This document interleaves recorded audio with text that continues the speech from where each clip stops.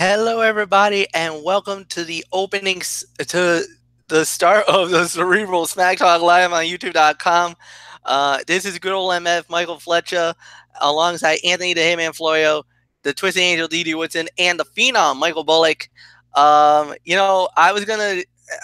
must apologize with you guys. A couple of nights ago, I said that we were gonna start the show at 10 o'clock. Unfortunately, work commitments got in the way. I was asked to stay a little later. Therefore, they shifted my schedule. Thus, it was supposed to be a 10:30 start, and now we're starting it very late in the evening, almost 10:45. So I must apologize to you guys. And I do want to say thank you to all the guys out there for all the love and the support, as you guys always do each and every week. And we promise you, we got a great show for you tonight. We got SmackDown Live. We got NXT TakeOver in Chicago. Plus, I got a little special Mikey's Mindset for you guys as well. So we're just going to jump right in, start it off. And unfortunately, guys, according to Anthony Florio, and now based off what I'm reading here on my notes, the opening segment of the night is a cutoff. It's a cutout. What? SmackDown Live! What are you doing? You idiots! Well, okay, it started off with Carmella, and they talk about James Ellsworth, interrupted by Asuka. I already know it. I heard about it from social media. A lot of people called it boring. A couple of people called it bland. A couple of people called it horrible. They said it wasn't, like, they didn't even give two you-know-whats about it. All right, I'm not going to waste any more time. We already know this is a cutout, so let's dive right in to the first fight of the night. And this is where now we got an Anthony Florio, Mikey Fletcher special. Anthony's favorite member of the Iconics, Billie Kay, versus my girl, Becky Lynch. When it was all said and done, the winner of the bout, via submission, Becky Lynch. Unfortunately, I'm using a different website, so I don't have the time of the fall. But Becky Lynch does win it. Anthony Florio, you lead off. Unfortunately, I missed the show, so you're not going to get anything from me tonight. So, three-person weave, you start. I love three-person weaves, especially when I get to lead off on them. Hello, friends. Anthony Florio here with you for this edition of the Cerebral Smack Talk. So glad to have you with us. And I'm going to give this a solid 2 to 2.25 star matchup, F. I mean, this was an okay matchup. I mean, it wasn't anything to write home about, really. On behalf of the panel, myself, Michael Bullock, and D.D. Woodson, God bless you for cutting out that opening segment. If you had us gotten into that, I would have gone Mecca Jesse mode on you. Believe me, I would have. But you saved yourself on that one. So, but anywho, as far as this goes, a nice bounce back win for Becky Lynch. I mean, it was very close. She was so close to winning that women's Money in the Bank ladder match the other night. And, I guess they obviously wanted to put her over here, and which was the right thing to do. And Michael Bullock and I had a SmackDown live chat for the first time in a while. It's been a long time since we've had a opening segment, I should say a SmackDown chat. But the promo from the Iconics before was great, but Becky's win was even better. It's always sweet to see her outsmart and outwork the heels in a match. And she was as crisp as always in the ring as well. It was a good 2 to 2.25 star match. Now, as far as the Iconics go, we're going to take a trip to Professor Florio's virtual classroom here, a la Dean Douglas. And the word we're going to use tonight is irrelevant, which is what the Iconics are. Until we see them do something relevant on the show. Irrelevant means, it doesn't matter. Well, they don't matter yet. And for that, I have to give them the grade of F. And F is for failure. And they were great in NXT, don't get me wrong, and I love them. They're amazing. They're beautiful. But Michael Bullock, my associate professor, And you forgot another word, Professor Florio. What's that? Annoying. Annoying, yes. Definition. To irritate, pester, and bother an innocent person for no reason. And some may like their segments, but others like us, well, like I said, they're Lay Cool 2.0. And I think they're just as annoying as the original Lay Cool was. But all kidding aside, Bullock and I had a lot of fun with that during our SmackDown live chat, and I wanted to bring that flavor to you tonight. I promise that's the only thing we're going to do with that tonight. We're not going to get any more into that. But as far as that's concerned, like I said, it was a 2 to 2.25 star match, and a nice bounce back win for Becky, and it's onward and upward. So really nothing more to say here. So Michael Bullock, come on in. Your thoughts on this opening match? I believe we agreed 2 to 2.25. Is that correct? Yeah, you're right. You're right on that. Yeah, it was a 2 to 2.25 star match. Nice bounce back win for Becky Lynch. She really needed it after losing after losing that Money in the Bank ladder match. But yeah, I mean, she really needed it, and yeah, hopefully this will lead to bigger, better things for Becky Lynch. But we'll just have to wait and see. And I mean, yeah, Florio pretty much touched everything on the Iconics. I mean, they're relevant. I mean, until we see something from them, let's not forget one other thing there, Associate Professor Bullock, and that is now that I just remember my train of thought, nails on a chalkboard annoying. Are we agreed on that as well? Oh yes, definitely nails on the chalkboard annoying.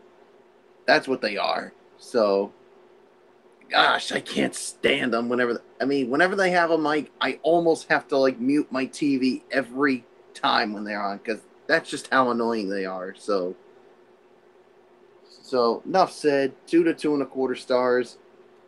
Dee Woodson, your thoughts on this? I mean, I'm pretty sure you're just as annoyed with the Iconics as me and Anthony are. Yeah. The quick question: who's more annoying, Carmella or the Iconics? Still Carmella. All right, Carmella. I just wanted to make sure. Yeah, it's still Carmella, because nothing she did tonight was original, because she basically copycatted Alexa Bliss from Monday night. But I'm not going to go there, because then I'll start ranting, and I don't want to get into that right now. Yeah, I've seen a few of the matches of the Iconics on NXT. They were really good over there. But WWE seems to have this big issue that every time they bring someone up, they have to screw their character up. And it's kind of what I'm seeing here with these two girls, because the little Bopsy twins that we've got here, they're annoying.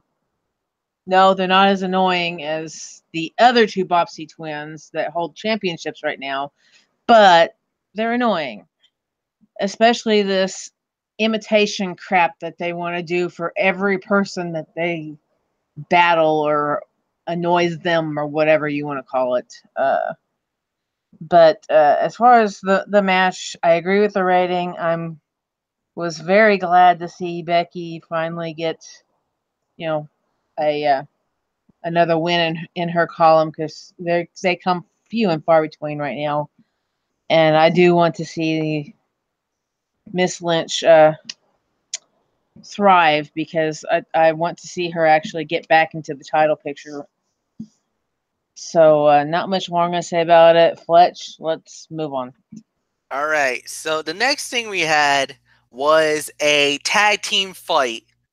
And, well, it started off with, let's just say, it's the Usos, and they went up against Guys. They're here.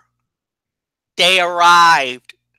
And we're in trouble if you're a member of SmackDown Blue. Killian Dane, Alexander Wolf, and Eric Young. Sanity has a let's just say they raided the castle. I think that's the way the Vegas Golden Knights, they entered the fortress and they are here. They entered the fortress known as the Land of Opportunity, SmackDown Live, and yes, Sanity is here. They've arrived, and they took out the Usos tonight. Michael Bullock, we've been waiting for it. After the Superstar shakeup, after the announcement that they were coming, Sanity has arrived. And the thing is, Fletch, I mean, you, me, and Florio, we were there when we found out that Sanity was coming to SmackDown Live. I mean, that's the thing. And we kept wondering and waiting. When was Sanity going to show up? When we were going to officially see them in a match on SmackDown Live? Well, it really wasn't a match, but boy howdy, they brought the chaos to SmackDown Live. I mean, you saw what they did. I mean, they basically destroyed the Usos, and they just sent out a warning to the entire SmackDown Live brand, especially the tag team division. We're here to bring the chaos and sanity. Alexander Wolf, Eric Young, Killian Dane.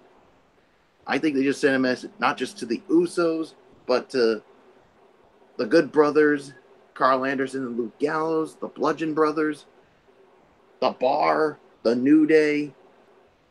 And I'm going to say this right now. I think they're future SmackDown Tag Team Champions. I'm saying it right now. I mean, there's really nothing more to say. Dee Woodson, the chaos has arrived. Oh yeah, this was definitely one of the highlights of the night, seeing Sanity actually arrive, and it's about freaking time. I mean, they had announced them for months here of coming up, and they're finally here. So yeah, they definitely sent a huge message tonight. So from what Kevin and I were saying when we were watching the show, this may be the group that will actually take the titles off the Bludgeon Brothers. So that's my prediction. So let's see if that's going to actually happen or not. I'm hoping it does, because I like Eric Young. He's cool. So, and I like this group. They definitely bring a new flair to SmackDown that we actually needed over there. So not much more I'm going to say about it. Florio, it's yours. I'm just going to keep it short and sweet. I mean, I agree with everything you guys have said here. I mean, awesome introduction to these three men. Now, all of us just want to see Nikki Cross out there with them too, eventually. But that's not going to happen anytime soon. They obviously want to season her a little more in NXT before they call her up eventually. And well, I'll tell you this, Florio. I mean, once they get her work over as a singles wrestler, I'm going to make this statement right now. She's going to be joining SmackDown Live and reuniting with Sanity. I don't know if they're going to have her reunite with Sanity. I think they might have her as her own entity. You know, just like with Enzo and Big Cass, and they had Carmella, they left Carmella behind, and then when they brought her as an own entity. I think that's what's going to happen. I think because right now Nikki Cross is smoking hot right now on NXT, especially after we'll get into her fight with Shayna Baszler. The bar is set really high for her. I mean, her ceiling, she hasn't even hit the ceiling yet. But back to Florio. Yeah, awesome introduction for Sanity, and Bullock said it exactly right, and that's exactly what he said during our SmackDown chat tonight. He said that they will be future SmackDown Tag Team Champions. I'm not arguing with that. I don't know if it'll be the Bludgeons though. I mean, two heel tag teams going against each other. I don't know about that. The only way they would be SmackDown Tag Team Champions is if somehow a babyface team is able to do the unthinkable and take down the Bludgeons, and whether it's the Usos or the Good Brothers or the New Day or whatever. I mean, we all know SmackDown Live's tag team division is top notch and is far better than Monday Night Raw. Monday Night Raw's tag team division is, shall I say, blah. Blah. That's all there is to it. I mean, I don't even know where the AOP has been. They've been missing in action. Even though I love Hardy and Wyatt, I do. I mean, all the other tag teams are joke tag teams. B Team, Lee's. And look who you've got on SmackDown Live. Now you've got Sanity in the mix. You've got the Usos. You got the New Day. You've got the Bar. You got the Good Brothers. You got the Bludgeon Brothers. Game, set, match. SmackDown's tag team division, far superior. Raw's tag team division, inferior. That's all there is to say on that. Case closed. So, great introduction for Sanity. I can't wait to see the match with Sanity and the Usos. It could be next week, or maybe they could save it for Extreme Rules and some kind of extreme stipulation match. You do that, oh my goodness, hell's going to break loose in Pittsburgh. So, nothing more to say, MF, except let's move on. And we got ourselves a return match for the SmackDown Live Tag Team Championship for Money in the Bank coming up. Yeah, unfortunately, this one was dumped to the pre-show for the Money in the Bank. I don't know why, but, it is what it is. But it wasn't a return match, guys. Like you said, the Good Brothers, Carl Anderson and Luke Gallows versus Luke Harper and Eric Rowan, the Bludgeon Brothers, for the WWE Smackdown Tag Team Championship, and the winners of the bout, and still the SmackDown Tag Team Champion, the Bludgeon Brothers. They win it. Dee Woodson, it is all yours, my love. What did you think about the tag team title fight?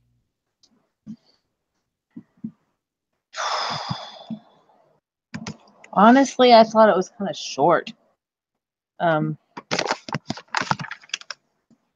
But yeah, it was all right. I mean, but it was short, so I'm only gonna probably give it, maybe 1 to 1.5 stars. So I'm not gonna say too much more on it. So Flory will take it. I'm going to say second best fight of the night here. I'm going to give this a solid 2.5, maybe even 3 stars for the effort. I mean, this was definitely, I think this was better than the Money in the Bank match.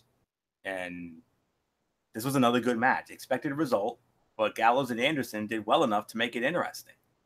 No question about it. So, yeah, predictable outcome, but hey, give the Good Brothers credit for really pushing the Bludgeons to their limits and then some.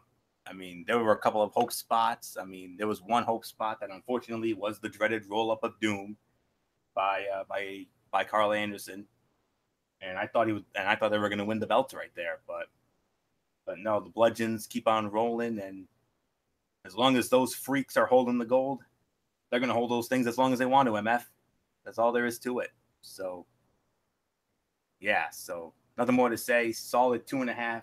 Teetering on 3, easily second best fight of the night for me. So, nothing more to say. Bullock, I mean, we had a lot of fun with this during our, we had a bit of fun with this, I should say, during our SmackDown chat. And I think 2.5 to 3 was what we agreed on.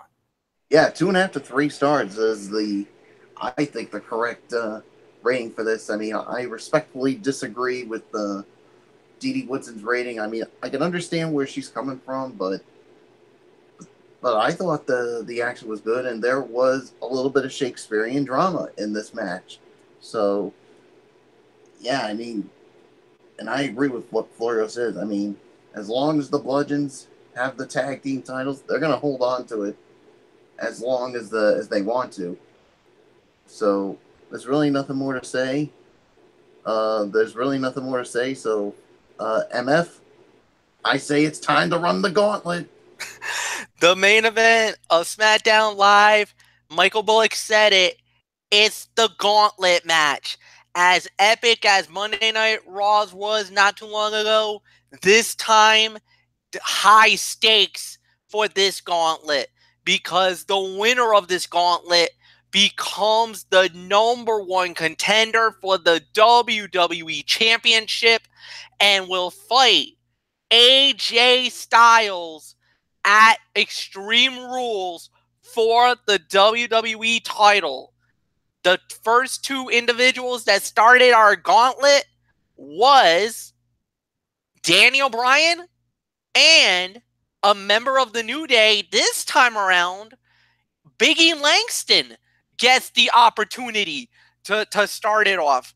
So, Daniel versus Big E, when it was all said and done, the winner of the bout, and to advance to the next round of the gauntlet match, was Daniel Bryan. He defeats. The next participant in the match was Samoa Joe. So now it was Daniel Bryan versus Samoa Joe.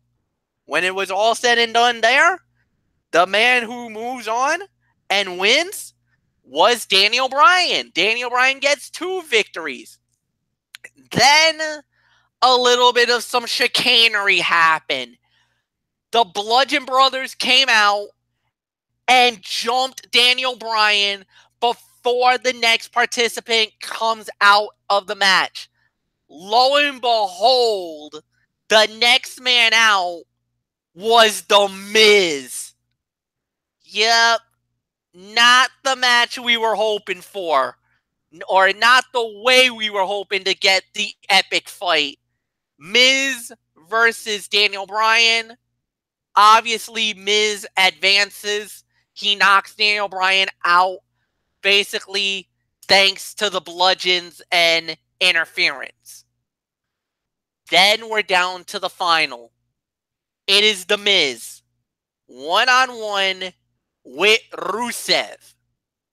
The winner of this bout becomes the #1 contender, and he gets to fight AJ Styles at Extreme Rules for the WWE title.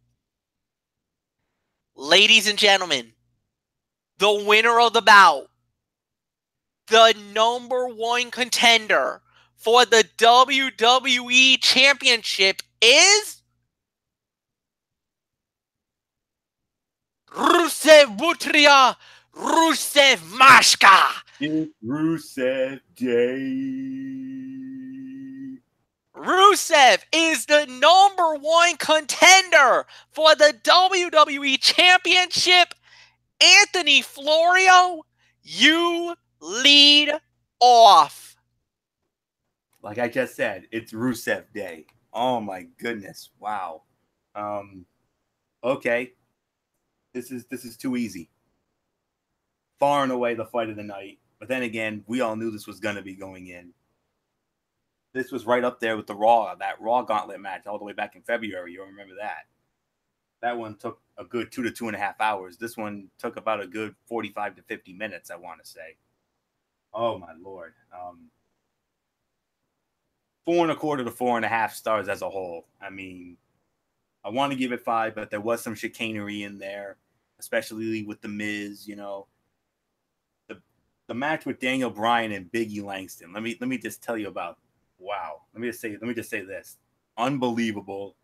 Bullock and I were on the edge of our seats. I mean, especially that one spot where Big E speared Daniel Bryan through the middle of the ropes. Oh my goodness, that was the sickest spot of the match right there. And even though he didn't win tonight, and even though he is with Kofi and Xavier in the New Day, Big E Langston right now is an immediate main event player. That's all I'm going to say about that. He deserves to be in the main event picture. No question about that. I have to get that off my chest. But boy, howdy. I mean, I don't know what else there is to say. I mean, just absolutely incredible. I mean, Big E was awesome. Rusev winning was even better.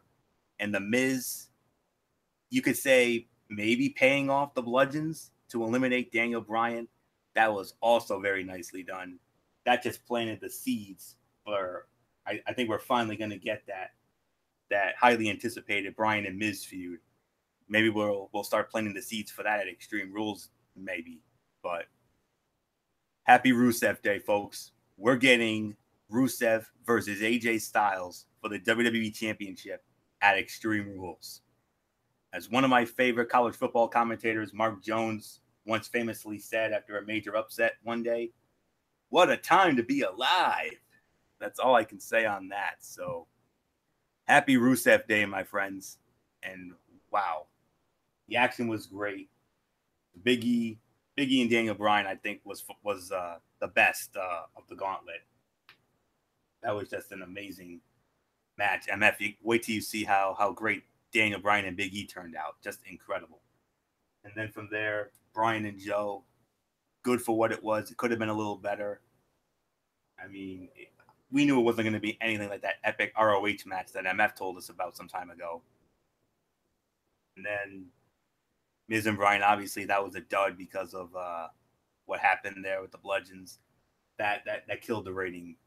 I wanted to give this 5, but 4 1/4, 4 1/2, I think is the best I can go. And yeah, that chicanery really affected that rating. If it wasn't for that little chicanery with the bludgeons, maybe we would have been talking 5 and a possible match of the year candidate. But nah, I think 4 1/4 to 4 1/2 is the best we can go for this. Most definitely the fight of the night with a very surprise outcome. My gut was telling me Joe. My heart was telling me Bryan. But I honestly never thought they would actually have the you-know-what to actually pull the trigger on Rusev. I think they're finally getting it. They're like, hey, the fans actually like this guy. They're chanting Rusev Day and buying his shirts and the whole 9 yards. So I think Vinnie Mac and the Suits finally opened up their overly wax clogged ears and finally listened to the fans and actually gave them what they wanted.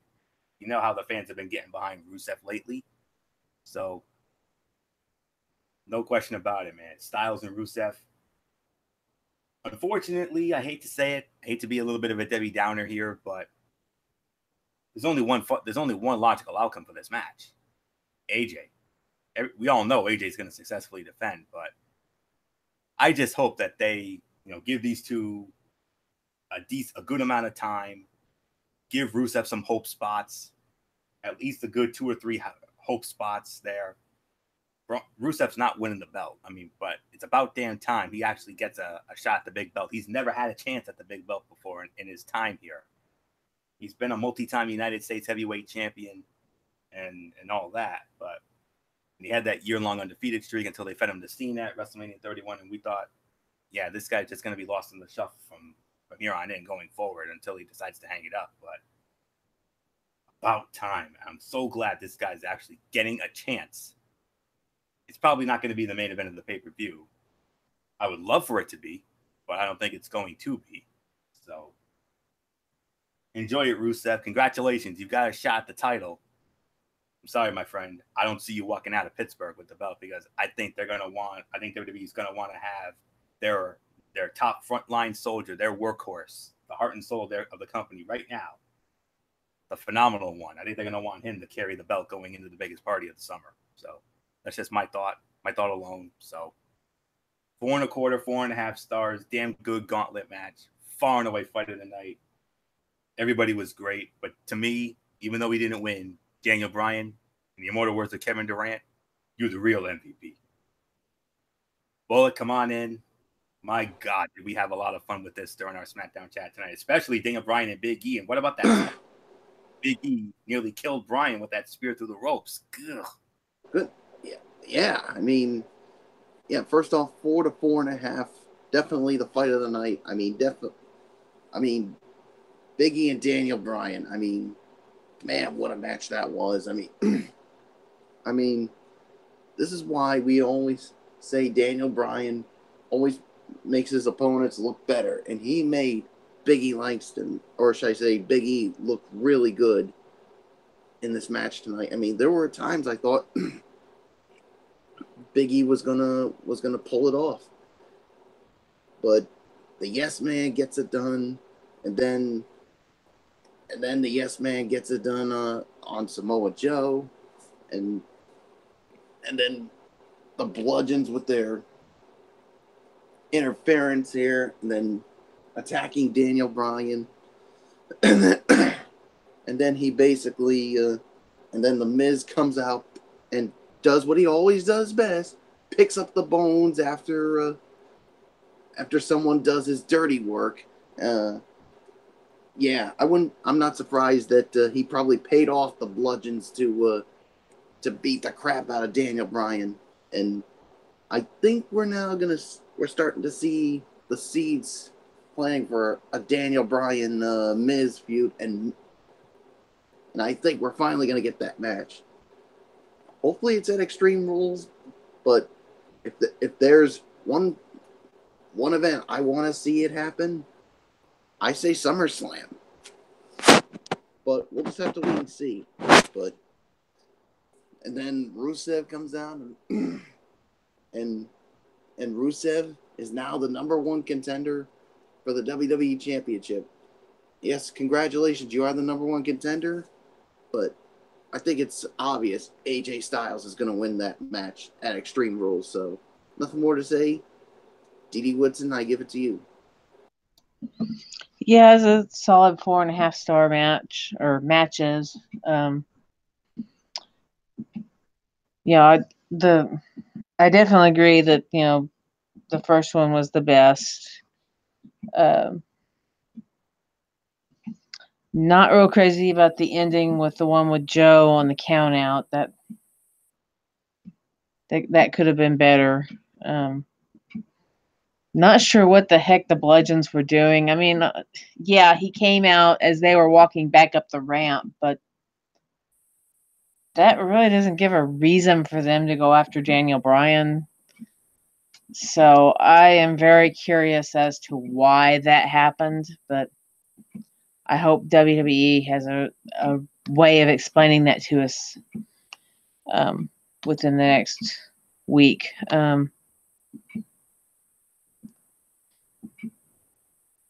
No comment on Miz, and the last one, it was all right.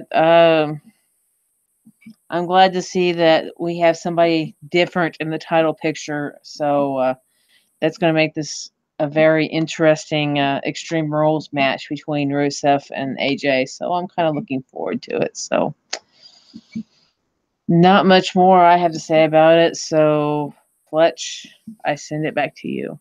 The one story that I would like to bring up is the Bludgeons and Daniel. One theory is, yes, maybe The Miz paid off the Bludgeons to take out Daniel Bryan before The Miz got out. Or maybe it was because of maybe some past. Remember, way back when, before they were the Bludgeons, they were all part of the Wyatt family. And if you remember, Daniel broke away from the Wyatts. And we all remember that infamous moment, Providence, Rhode Island, at the Dunkin' Donuts Center, where Daniel Bryan destroyed all 3 members of the Wyatt family inside the steel cage in Providence. So, who knows? Maybe that was kind of a little retribution from all those years ago. We'll find out. It's all a little hearsay. I'm not gonna tip the hand just yet, but it could. We'll see. All right, guys. Overall review time. So I always like to do open form on this one. So whoever wants to take it first, go take it first spin, guys. What did you think of tonight's SmackDown Live? Solid 7 out of 10, MF, and that's mainly for the gauntlet alone. I mean, if it wasn't for that, the rating would have been a hell of a lot lower. So I'll just take this for a spin as I can. The gauntlet match, easily the fight of the night. I mean, that was an overall great match. Big E was really great and stepped up in the first portion, making the most of his time working with Daniel Bryan. He knew he would get a chance to shine against Daniel Bryan, who always works hard and loves making others look good. So that was an extremely strong start. The Joe portion was next and played off of that extremely well as Bryan was tired and fighting to survive against an old foe that's a beast. The Joe countout protects him and also shows that Bryan barely survived. The bludgeons thing was foreshadowed prior to the match, and I'm okay with it as long as they give a good explanation next week, because it makes me curious if they did it on their own or if The Miz had any involvement in it. Speaking of Miz, his elimination of Bryan was extremely well done. He scores a slimy heel win, and they do so without hurting Bryan or giving away too much interaction between the two. And as we all just said, we love the Rusev win, even if he's just the challenger of the month for AJ. He's great, he's over, and he's a fresh challenger. No doubt about that. Second best fight of the night was that tag team title match. Better than the Money in the Bank match, in all honesty. The rematch, even though the rematch really didn't make any sense, I mean, it was still a good match, though. Sanity, good debut for Sanity. They got to lay out the Usos with ease. I'm sure we're going to, start planting the seeds for that feud next week. Becky and Billy, okay opener. And it was good to see Becky pick up another win. The opening segment, don't even get me started on that. That was just pure nonsense. And, that was far and away the low point of the show tonight. No doubt about that. But thankfully, they got it out of the way early. And Didi made a great point. I mean, Carmella's delivery is good, but she's just too similar to Alexa Bliss character-wise. And Asuka, well, her aura has been crushed. And just to put that story to bed, that segment really overstayed its welcome. Trifle unnecessary. So overall, it's a 7 out of 10 for me. I mean, it was a tale of two shows, really. First hour was a complete nothing of a show. It just existed. And I was bored. Bullock and I were bored, with only minor things accomplished, if anything. Maybe a U.S. title feud with Nakamura and Hardy. That could be fun. Second half, which featured the Gauntlet, was great, and that certainly saved the show from being one of the rare nights off for SmackDown Live. So thank the Gauntlet match, SmackDown Live. That saved your ass, and that alone got you the win overall again this week. Not by much, though. Raw was like 6 1/4 last night. A solid 7, just barely. It wasn't a complete whitewash as it's been recently, but you got the win, but not by much. So MF, thank those 5 men in that Gauntlet match. They saved your show from a rare defeat. So, because if it wasn't for that, it would have been a trash show. So, nothing more to say. Solid 7 out of 10. Bullock, it's yours, or whoever wants it next is yours. Yeah, 7 out of 10 for me, because that Gauntlet match really was the one that made this a 7 out of 10. Like you said, the first hour I thought was not good, but the second hour, well, I mean, it got better. So, yeah, there's really nothing more to say. So I'm just gonna give it to Didi Woodson. So, Didi Woodson, your thoughts? Yeah, I'd say 7 out of 10. It was a good show. The Gauntlet was the match of the night. There were some good backstage segments and some good promos through the show.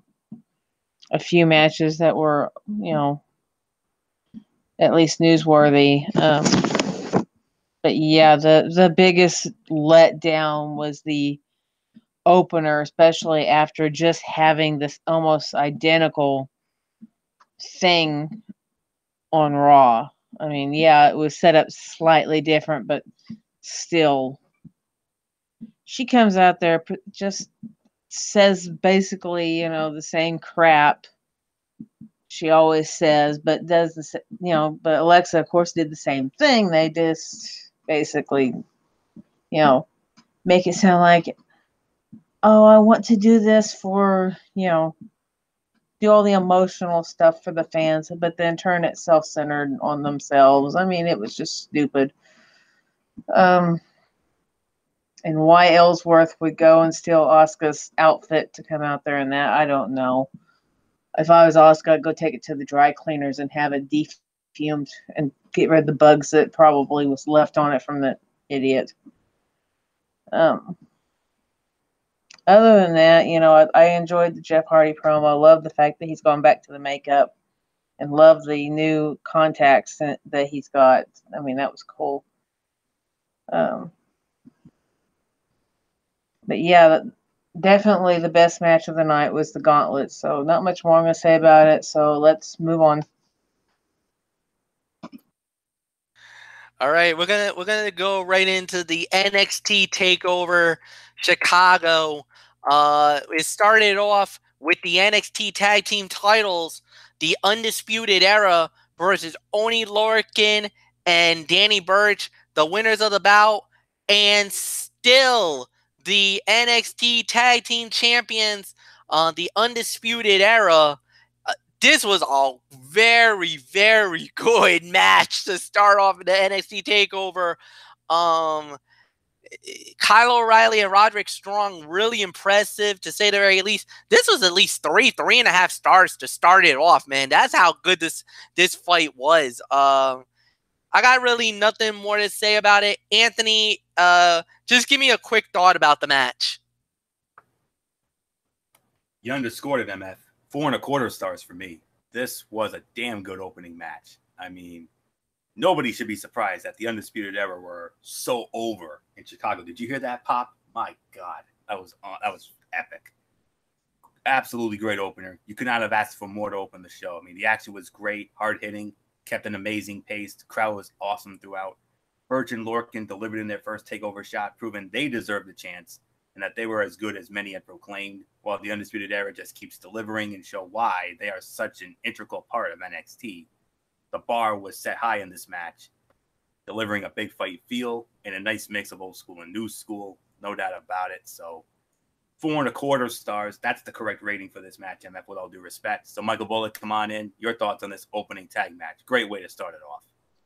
Yeah, this was certainly a great way to start it off. 4.25 stars. I mean, man, what a way to kick off Takeover Chicago. I mean, both of these teams should be commended for putting on a great match here to start off Takeover Chicago. So, yeah, there's really nothing more to say. So, Dee, what's in your thoughts? Yeah, I'm going to agree with you guys. Say 4.5. It was a great pop for Undisputed Era. Referee tried to kick Adam Cole out, and the fans, of course, hated that. They didn't like the fact that he was getting kicked out. But the match itself, I mean, wow, you wouldn't think it would have been that great of a match, but it really was. So, great way to start the pay-per-view. So let's move on. Well, I hate to say this, guys, but it looks like, well, should I spoil this or should I not? I'm debating because I just found out. I already heard about it. So you heard about it. So I heard about it too. You heard about it too. So should I pull the trigger? You want me to? Just go for it. All right. Well, I hate to say this, guys, but the Undisputed Era are no longer the NXT Tag Team Champions. They were upsetted in the United Kingdom earlier today as Tyler Bate and Trent Severin, what they call themselves as Mustache Mountain, has won the NXT Tag Team titles. So, yeah, so there you go, guys. We got new Tag Team Champions in the NXT side. So, we don't know when this is going to be aired, hopefully soon. But yeah, so they were at the Great Albert Hall in London where this happened, but so the Undisputed Era is no longer NXT Tag Team Champions. So next up, all right, I think we don't even need to cause a debate here. This one's 5 stars. Come on. 5-star classic. Ricochet versus the Velveteen Dream. Are you kidding me? Anthony just put me out of my misery. Ricochet wins this. 22 minutes and 3 seconds. 5-star classic. I would be an idiot if I had rated it any lower. But there was a great story in this match. Velveteen Dream wanted to show that anything Ricochet could do, he could do better. But in the end, it was his obsession with doing so that ended up costing him the match. And Ricochet overcame and got the hard-fought win. Best part about the match is that it was one that neither guy would lose anything because it was so good. Ricochet is obviously great and continues to show it. Velveteen Dream keeps building his portfolio as a future star for the company. The story was great. The action was great. They also had a great crowd. Even better than the opening match. And it's not often this happens, but at least one 5-star classic of a match. I said at least one. There could be another one. Oh, who the hell am I kidding? There will be another one. You don't know what you just don't know when it is, though. It's not often we get 2 5-star classic matches on a card, but this is one of those rare times we get one. So, no doubt about it, 5-star classic, co-fight of the night. Well, actually, even though it was a 5-star classic, I'm actually going to give this the second best fight of the night. The other 5-star classic I thought was the fight of the night for me. So, nothing more to say about this. Michael Bullock, 5-star classic. Just give a quick thought. Yeah, 5-star classic. I mean, these two put on one heck of a match. I mean, Velveteen Dream, I mean, the sky's the limit for this man. He's going to be on the main roster at some point. I mean, and Ricochet, I mean, the build is there for him. He's a star in the making. Nothing more to say. Dee Woodson, it's yours. Yeah, definitely 5-star classic. Awesome match. Definitely a show stealer.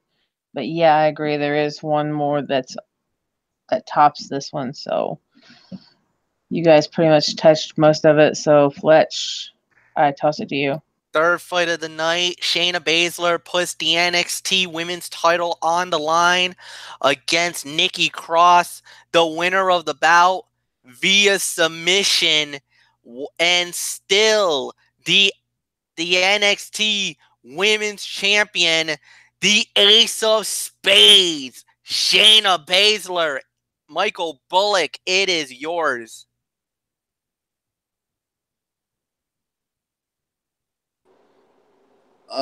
You don't have the time for the 9 minutes and 25 seconds. All right, I'm gonna give this about a 2.5 to maybe 2.5 to 3 stars. But the one thing that I really liked about this match, I mean, Nikki Cross, whenever she was in some kind of a hole, she was still smiling. Even in pain, she was smiling. I mean, and that even, I think, freaked out, that basically freaked out Shayna Baszler, but Baszler in the end gets the job done. Is still the NXT Women's Champion, so there's really nothing more to say. So Dee Woodson, your thoughts on this match? I mean, Nikki Cross, there's no reason. There is a reason why she is crazy. Would you rate it? I actually gave it 3 stars. Yeah, that's what I had down. Was 3 stars. Yeah, it was a good match, but it was creepy seeing her smile at every blow that Shayna gave her, even as she was passing out at the end for the submission. You still had that creepy smile. But it was still a very, very good match. One of the top. Well, I'm not going to give it that high of a thing, but it was still one of the better women's matches that I've seen on NXT as of late. So, not much more I'm going to say about it. So, I guess I toss it to Florio. Doesn't it go to MF or does it go to me? If it goes to me, I'll take it. I don't know. That's why I said that. I got it, Anthony. 3 stars. Definitely 3 stars. This was one of those sleeper fights of the night. It was a really good match, solid fight.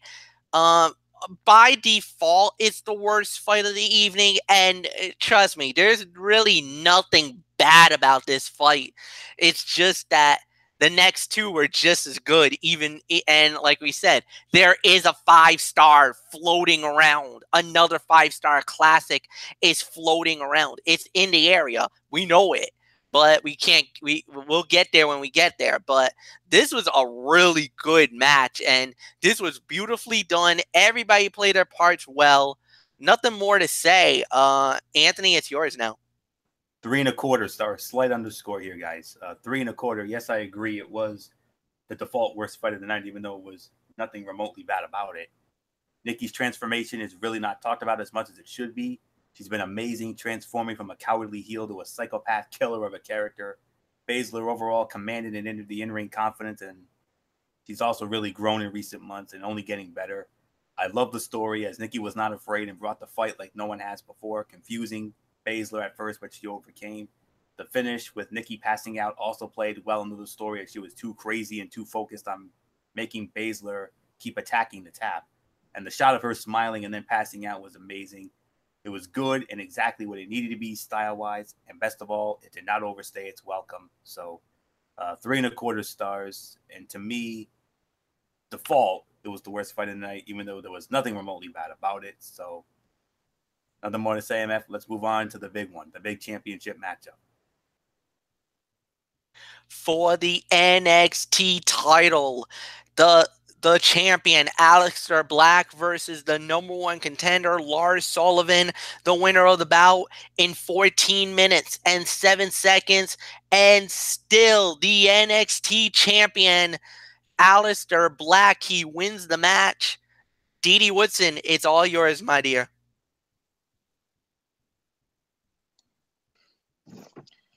Yeah, I'm gonna give this 3.5 to 4 stars. It was another really good match. A lot of back and forth, a lot of near pins. A lot of times you thought Sullivan had it, and somehow, some way, Black would kick out, and it just was amazing to see this guy's push through everything just to come out and remain the NXT champion. So not much more I have to say about it. So Fletch, I toss it back to you. 3.5 stars. Amazing fight, amazing match. What a battle. And there was one significant botch in this fight. When Aleister went for the black mask, and it kind of looked like a miss, but then Lars sold it, and it looked like it was a whoosh more than anything else. But if you notice, Lars got cut after that too. I think what happened was the heel or the toe caught him in the jaw, and he actually cut him open. Either he bit his lip or he bit his tongue, because there was blood, and you saw it too, clear as day. So, I mean, other than that, this was an amazing match. Great battle. Lars Sullivan's got nothing to be ashamed of. He looked really good in this. And Aleister Black, man, a lot of people wanted him to be the NXT champion going into it. But man, what a match it was. I got nothing bad to say. 3.5 stars for me. Anthony, it's yours. 3.5 stars. Well laid out match. Didn't go too long. Lars got to be the monster and gave Aleister Black a great battle, but the champ was just too much, and while it took more than one, Aleister Black eventually put him away with the black mass. Overall, very good, and Lars did well in his first big-time singles match, so nothing more to say here. 3.5 stars. Bullock, take it for a spin.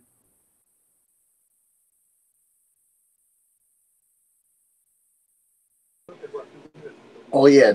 This was a 3.5 star match. I mean, what a match this was. I mean, Aleister Black, continues to really impress me as the NXT champion, and even Lars Sullivan looked good even in defeat. So many people wanted this guy to Aleister Black to be the NXT champion, and he's represented it really well. So There's really nothing more to say except 3.5 stars. So, Fletch, I think it's main event time with probably one of the most personal rivalries I can ever remember in a long time. It was Tommaso Ciampa versus Johnny Gargano, Chicago street fight. When it was all said and done, the winner of the bout in 35 minutes, 29 seconds, Tommaso Ciampa, the Sicilian psychopath, takes out Johnny Gargano. But let's be realistic. Both men will never be the same after this fight. You thought the no sanction fight was violent. This was a cakewalk compared to this one. Anthony Florio, 5 stars and beyond. You're just gonna leave it at that? I thought you let off on that, but all right. There's really nothing more to say, Florio. Okay. There is really nothing more to say. You're having a Mauro Ronaldo moment. There are no words. Yeah, that's basically what you're saying. Yes, Paul, come on in. Oh, never mind. I was just gonna say there's really nothing. I don't think there's anything for us to say after the way this match turned out.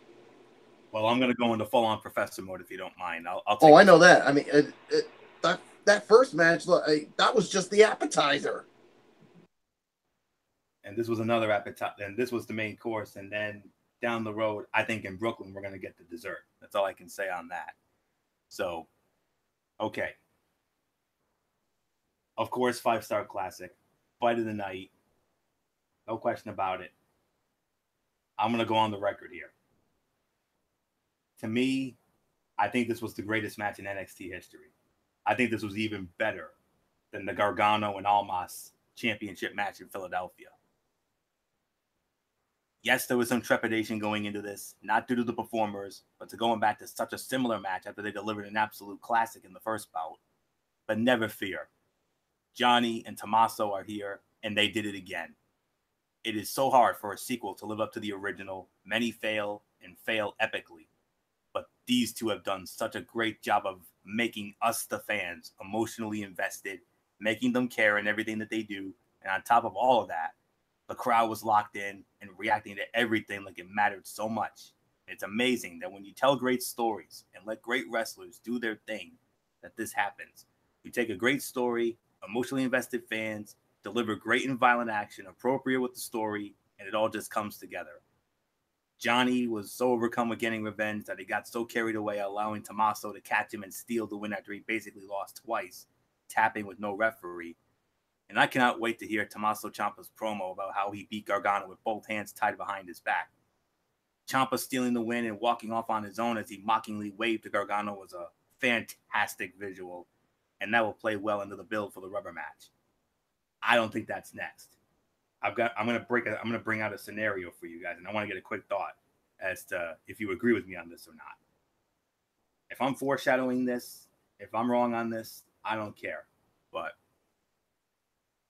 I think, I heard that Tommaso Ciampa is setting his sights on Aleister Black for the NXT Championship. And I think with this win here, I think Tommaso Ciampa should be the next in line. And if that's the case, I can easily see Tommaso Ciampa winning the belt, and then his first and maybe only title defense, barring TV tapings, will be against Johnny Gargano. I'm calling it right here. Mark this date on your calendars, my friends. Saturday night, August the 18th, NXT TakeOver Brooklyn 4. Brooklyn is NXT's WrestleMania, if you will. I can't think of a better rubber match than to have Tommaso Ciampa and Johnny Gargano for the NXT Championship. This will build to the final clash, and I think there, Johnny will get his final revenge, finally gets his storybook moment, gets his moment in the sun, all of Daniel Bryan at WrestleMania 30. wins the gold, and then he can have a happy and emotional celebration with his wife Candice LeRae after the match. So ponder that for a moment. So 5-star classic, fight of the night, and in my opinion, as of now, the greatest match in NXT history. Period. Statement and a quotation. Michael Bullock, how do you follow all of that, including my little scenario? Well, I'll tell you this, Florio. I'm sold on that scenario. I really can see that happening. Will it happen? I don't know. We'll just have to wait and see. But 5 stars. I mean, these two once again steal the show. I mean, they put on another hell of a match here, and you know what? I'll even go as far as to say this. This to me is the fight of the year. I mean, well, on the WWE side, I mean, this is whenever these two go at it, it's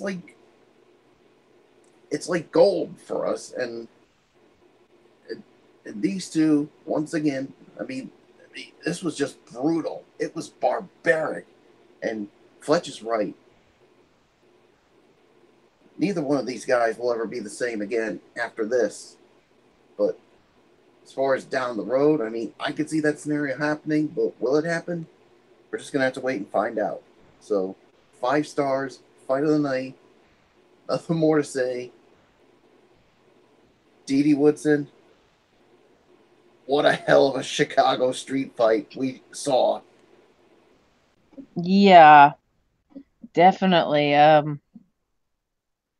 Yeah, I was definitely glued to that that match. Definitely 5 stars. Definitely a showstopper. I mean, that just, there's just no words to describe the match itself. It was just that amazing, and I mean everything. So I'm not going to even add anything to it. You guys pretty much touched on all of it. And as for Florio's scenario, hey, I'm game to watch that. So not much more. Fletch, it's yours. All right, guys, and we're gonna go right into the overall reviews. I'm gonna lead it off. There's really nothing more to say. 9.5 out of 10. I mean, it just a couple of nitpicks here. You can go 9.5. You can go 9.75 out of 10. I don't think it gets the perfect 10 rating. Like I said, a couple of here and there little glitches, not too much, and really overall, this was, to me, it's probably the best NXT event, and they're getting better and better and better and better. That's the craziest thing. Regular NXT shows, not so much. You get maybe a 7. You get 7.5 on a good night. But whenever they're in NXT takeover events, I mean, the number goes skyrocket high. I mean, how many times has an NXT show flirted with 10, with perfect 10s? Like, I think numerous times. Numerous times. It's like every time we go, our expectation, every time we do these shows, our expectation is 9.5. And I'm gonna admit it, they either equal that rating, or they come dangerously close to that perfect 10 mark. But one or two little things just pulls it back. For me, this is 9.75. It's almost to the 10, but I can't pull it. I can't pull the trigger on the 10. 9.75 out of 10 for me. Anthony Florio, it's yours.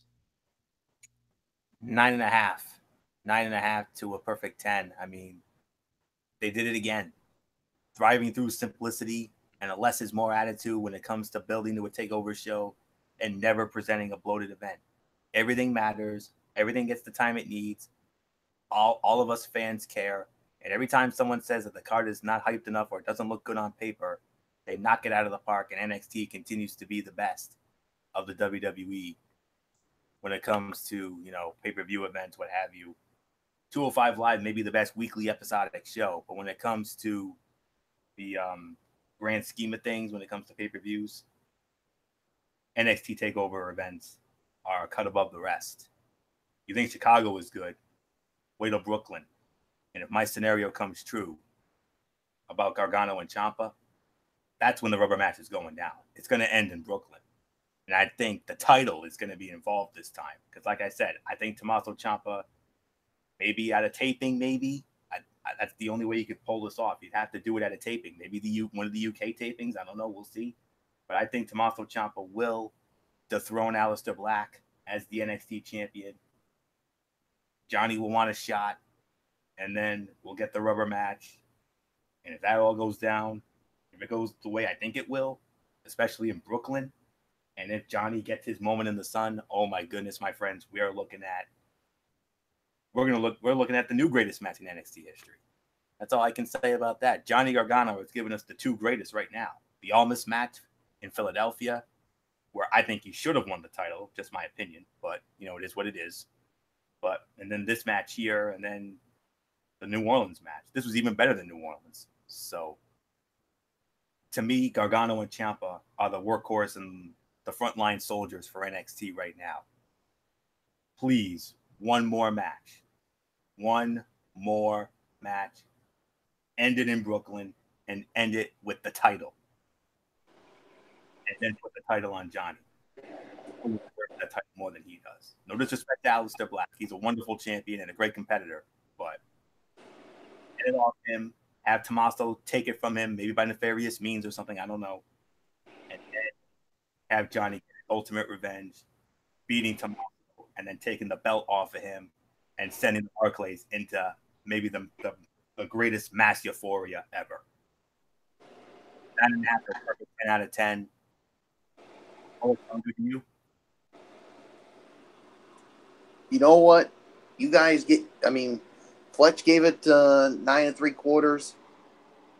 Florio, you gave it 9.5. But you know what? Despite some of the things that did go down that happened, you know what? I don't give a damn. I'm pulling the damn trigger. I'm giving it a perfect 10. I mean, NXT TakeOver knocks it out of the park once again. I mean, all the matches were awesome. 2 5-star classics with obviously the Chicago Street Fight and Ricochet and Velveteen Dream.